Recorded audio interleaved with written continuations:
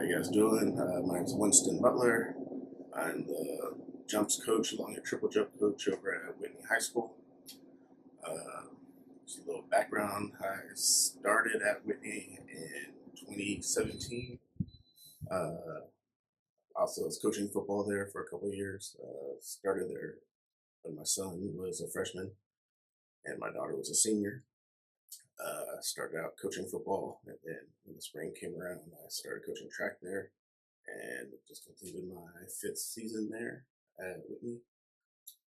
Before that, I started coaching back in 1997 at Jesuit. I was 2 years out of high school. First job was coaching track at Jesuit. I did sprinters and relays then I went to Del Campo in 99, 2000, coached football and track there. And then after that, I took some years off and then came back in 2004 to Jesuit and coached football there from 04 to 2011. Then went to Sheldon, coached football. Then came to Whitney. And here we are today. So for you as a coach, you're teaching people to jump. Everybody says that track is a marathon mainly and not just a sprint. How do you convey that to your athletes? Well, I mean, there's only a few kids that only jump. Okay. So all the other kids are doing, either 100, 200 relays, other jumps. So it's kind of a long day for everybody in that sense. So it's a lot of just preparing them at practice. A couple of days. I require as the jump coach, if they're doing other events like other running events, I tell them that they need to be with me at least 2 days out of the week. And depending on how their schedule works out, definitely with me the day before the meet, just so we can get the pre-meet preparation done. And then other than that, they're really getting in shape with the other groups that they're in. So, we go over the schedule with them. They know when they're jumping, they know when they're running, and they know when they need to check out of one event to go to the other. So, I mean, they adapt pretty quick, and sometimes it becomes a little much, and then that's when we kind of have to back off on some events and where we can spare them, and maybe need them in other areas. So it just kind of adjusts throughout the year. The regimen for a jumper is going to be a little bit different than a sprinter. Right. So would you say that they're more in the weight room, or are they doing more cardiovascular? Well, at practice, we don't really do any weights during practice because they have a weight PE class. Right. So they get their weights there, and however many days a week they're in the weight room for their PE class, they're going to get their weight training there. So everything they do on the track, like I'll do plyometric stuff with them, and I know the sprints they do some plyometrics also.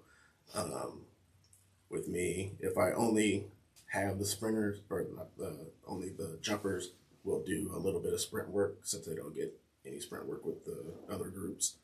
And my sprinters that come over to jump, if it happens to be a day where I'm doing sprint, then they'll just get extra sprint work.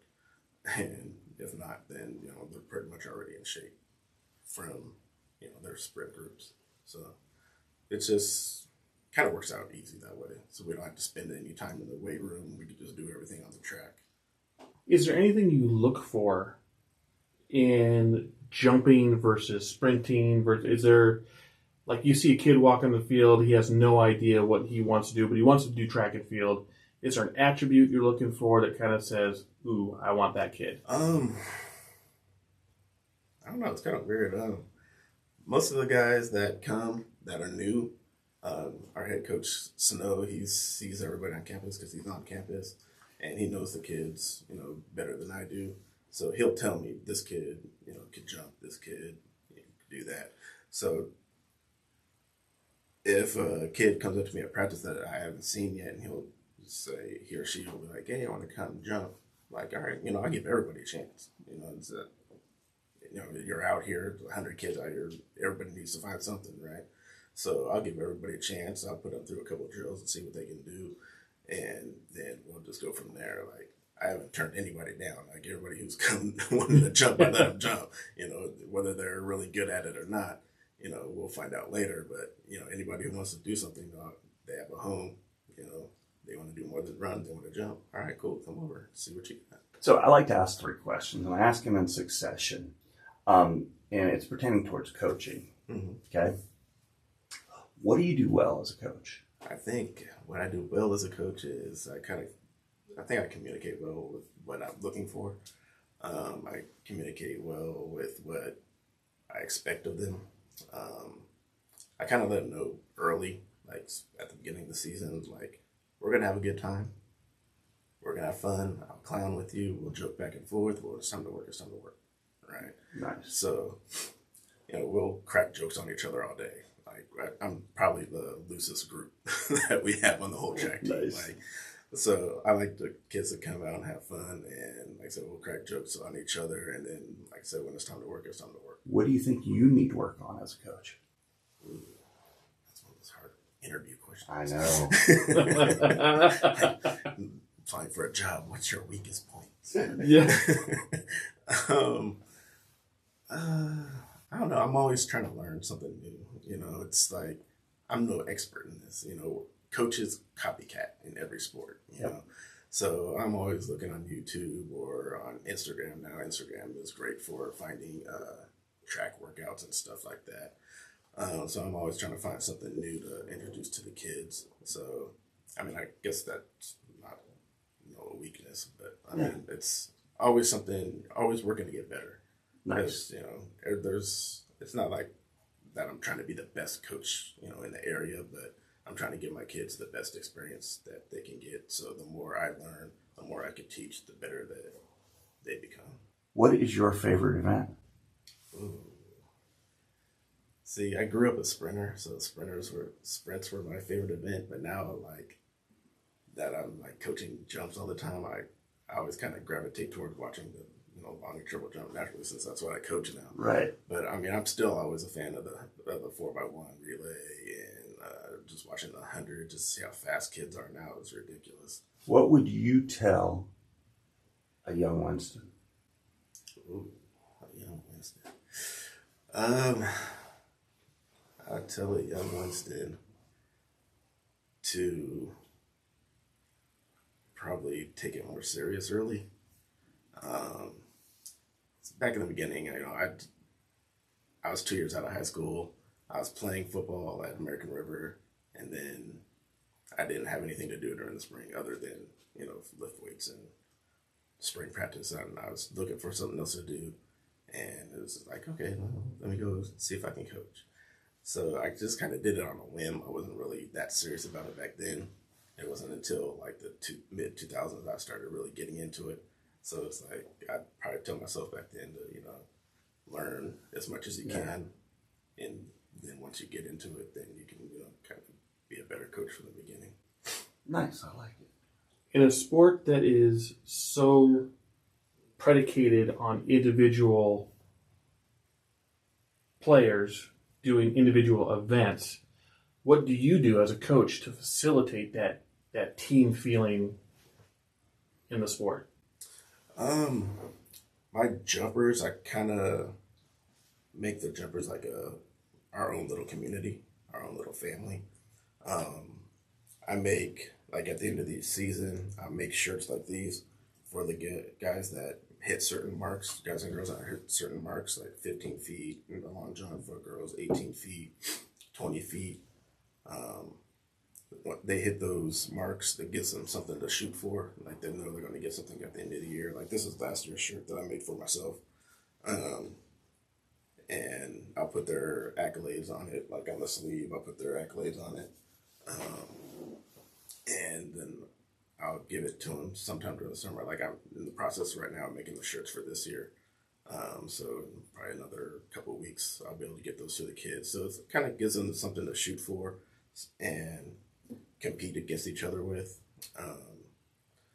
We're just we're together all the time. So it's like Yeah. we're just our own little family. You know, I kind of, the way I coach them is to eventually be able to coach themselves and coach each other in case I'm not around and they're jumping, they're doing drills. They can kind of critique each other and tell each other what they're doing wrong, or they can feel their body didn't hit the ground right. You know, they didn't strike the ground right, their foot, and they can like, okay, I need to do this on their own without me even, you know, being able to having to correct them.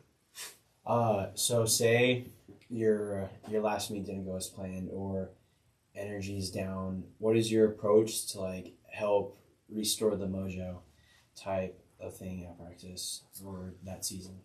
Like if we have a down meet, which we have had, I just kind of keep them encouraged. You know, I just kind of trying to be that energizer bunny for the group. Hey, you know, everybody has a bad meet. You know, there was a meet where one of our young girls, she scratched every jump, and she was upset. You know, she wasn't happy, and I just put my arm around her. I was like, look, it happens. It happens to the best. It happens to everybody. You know, professionals scratch their jumps too. You just got to get better next time. You know, we'll hit it in practice. We'll make sure you're on point. We'll get you ready for the next time, and you'll be good to go. It's not something that's going to happen every meet, but it happens. You know, so you know, you're just trying to keep their morale up. Now that you've been coaching for a while, what is the biggest common factor, no matter where you've coached and who you've coached? Like, what is the single common factor that you've seen in students that, you know, performed well at each different location? Like, is there, I don't want to say an attribute, I want to say like a mindset, a focus that comes out in those rare individuals who really excel? Is there something that you can coach, and is there something that they have intrinsically that you are looking for? A little of both. I mean, it depends on the kid, really. Like last year, she just graduated last year. Sydney Johnson, she was highly motivated. She would go for it every meet, every practice. She was just one of those kids that you really didn't have to hype up. She was one of those kids that you actually had to walk back off the cliff, because if she made a mistake, she would be ready to just destroy everybody. So, I mean, that's great on one hand, but it's like, on another hand, like, that's a good way to wear yourself out too, right? So you have to try and teach them to have a happy medium somewhere in there. So, like, a kid like that, you don't have to worry about ever motivating, right? They're already self-motivated. But there's a bunch of kids that maybe come out and they don't have that motivation to push themselves. So you got to be that person to push them, right? So you get the best of both worlds there. Obviously, I'd much rather have the kid that's self-motivated so you don't have to do it for them. But, man, this is what we do as coaches. You know, you're always going to have those kids that come out and you have to motivate them. You have to get them going. And then once they get going, then you can say, all right, good, you're good. All right. So I kind of get the best of both that my kids do. So I don't know if you guys have come to a track meet at Whitney, but you'll see me running back and forth. If there's 2 pits going, you'll see me literally sprinting between the pits, trying to record each kid.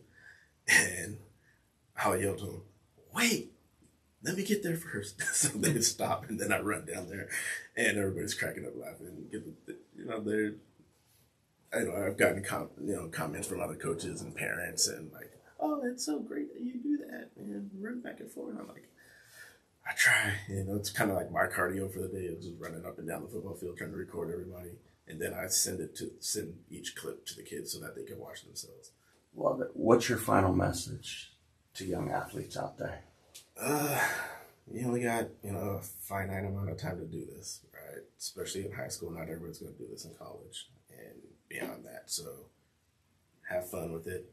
Do the best you can and just compete your butt off. It doesn't matter if you're the best in the league or the section or the state, or if you're, the bottom of your team. I tell my kids, compete against yourself. You know, that's the most important person you're going to compete. You're going to compete against. Compete against yourself. Try to do better than you did the last time out. And as long as you can keep doing better than you did the last time out, then you're succeeding. Right? It doesn't matter if you're getting last place in every event. As long as you're getting better every time, you're doing great.